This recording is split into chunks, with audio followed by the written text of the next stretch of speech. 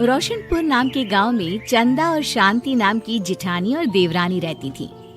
चंदा का पति बहुत पैसे वाला था। उनके पास किसी भी चीज की कोई कमी नहीं थी और उसके विपरीत शांति का पति बहुत ही गरीब और नशेड़ी था। शांति चंदा के घर में काम करके अपना घर चलाती थी। भाभी, घर पर खाने के लिए कुछ भी नहीं है। अगर आप थोड़ा खाना दे पाए तो बहुत मेहरबानी होगी। मुझे जो भी पैसे मिलते हैं वो तो आपके देवर नशे में उड़ा देते हैं। ये तुम लोगों का ना रोज रोज का ड्रामा हो गया है। अब देवर जी कमाते नहीं है तो मैं क्या करूं? तुम्हारा पति तो तुम्हारी सारी कमाई दारू में उड़ा देता है। रहने दो भूखा उसे। अरे ऐसे मत बोलिए भाभी, आप तो जानती ही हैं कि वो मन के कितने साफ हैं, पर इस बेरोजगारी के कारण उन्हें दारू पीने की लत लग गई है। अरे अपना ये रोना गाना बाद में कर लेना, पहले काम निपटा ले घर का। मेरा और टाइम खराब ना कर। जा गेहूं पीस ले, फिर तुझे कपड़े भी धोने हैं। शांति रसोई घर में जाकर गेहूं पीसने लगती है। पीसते पीसते कुछ गेहूं वहां कपड़ों में गिर जाते हैं, जिसे देखकर उसके दिमाग में एक आइडिया आता है। क्यों ना ऐसे ही थोड़े गेहूं मैं अपने पल्लू में बांधकर घर ले जाऊं, फिर एक बर्तन में जमा कर लूंगी और उसे पीसकर रोटी बना लूंगी। कुछ दिन तो ऐसे ही चलता रहा, मगर फिर एक दिन चंदा ने शांति को ऐसा करते हुए देख लिया। अरे पहले तो मुझे लगा तुम लोग बस गरीब हो, पर तुम लोग तो चोर भी हो। चोरनी कहीं की। मुझे तो लगता था तू गेहूं पिसती है, पर तू तो अपने पल्लू में गेहूं छुपा कर ले जाती है। निकल मेरे घर से। मुझे माफ कर दो भाभी, हमारे पास खाने के लिए एक दाना तक नहीं था, इसलिए मुझे ये सब करना पड़ा। अरे तुम लोग मेरे रिश्तेदार हो, इसीलिए दया कर कर तुझे मैंने अपने घर पे काम पर रख लिया। पर तू और तेरा पति हमारे खानदान का नाम मिट्टी में मिलाने पर उतारू हो चुके हैं। आपको मुझे जितनी गालियां देनी है दीजिए, मारना है तो मार भी लीजिए भाभी, पर मुझे काम से मत निकालिए। परिवार की बात है, वरना कोई और ऐसा काम करता ना तो धक्के मार कर कब से घर का बाहर निकाल दिया होता।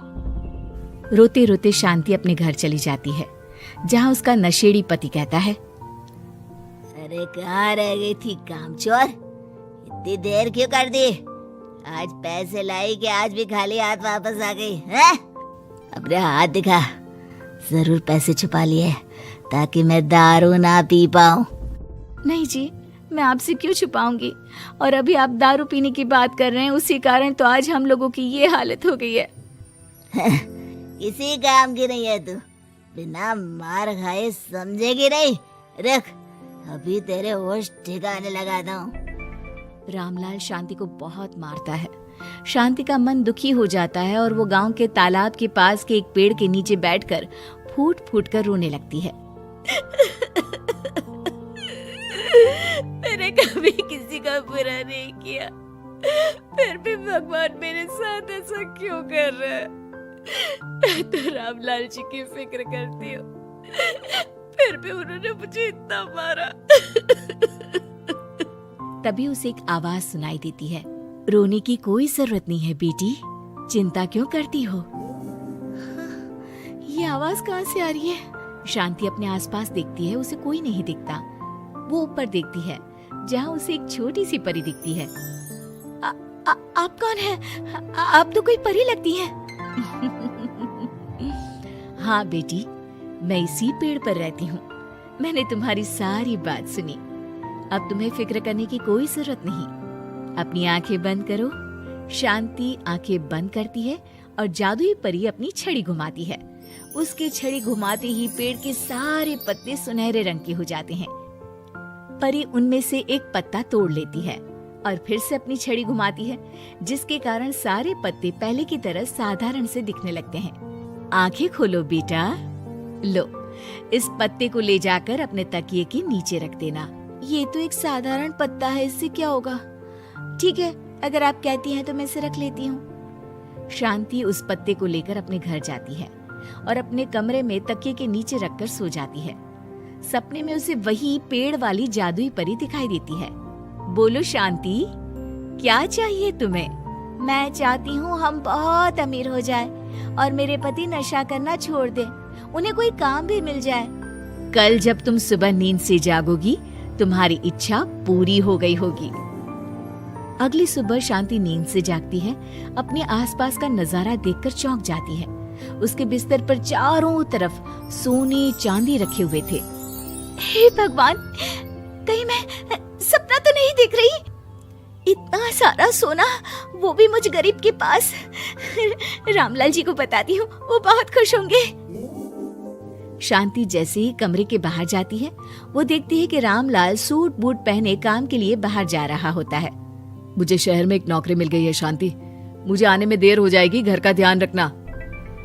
और इस तरह शांति बहुत अच्छा जीवन बिताने लगती है।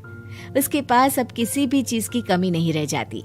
रातों रात शांति के पास आए इतने पैसों को देखकर उसकी जिठानी उससे पूछती है, अरे क्यों रे शांति, कहीं बड़ा हाथ मारा है क्या?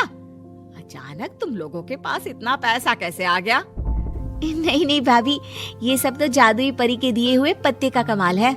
शांति जादुई पत्ते के बारे में सारी बात चंदा को बताती है, जिसे सुनकर चंदा के मन में लालच आ जाता है और वो झूठ मूठ रोते हुए उसी पेड़ के नीचे जाती है जहाँ उसकी रोने की आवाज सुनकर जादुई परी कहती है, क्या हुआ बेटा, क्यों रो रही हो? मैं बहुत गरीब हूँ, मेरे पति मुझे बहुत मारते हैं, अब मैं जीना नहीं चाहती। चिंता मत करो बेटा, अपनी आंखें बंद करो।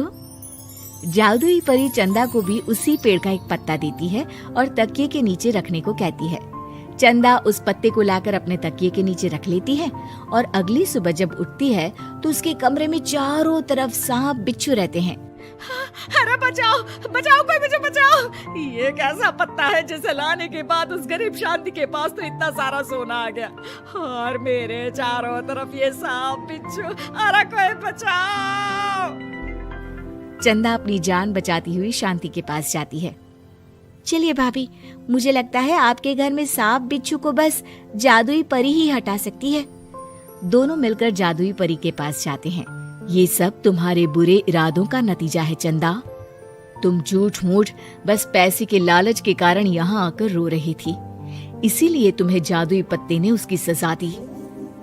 अरे मुझे माफ कर दीजिए जादुई परी, मेरे मन में लालच आ गया था। अरे शांति, तुम भी मुझे माफ कर दो, मैंने तुम्हारे साथ बहुत गलत किया है, फिर भी तुम मेरी मदद के लिए आई। चंदा को अपनी गलती का एहसास हो जाता है, इसलिए जादुई परी उसके घर से सारे सांप बिच्छू को गायब कर देती है। चंदा और शांति आपस में मिलजुल कर रहने लगती है।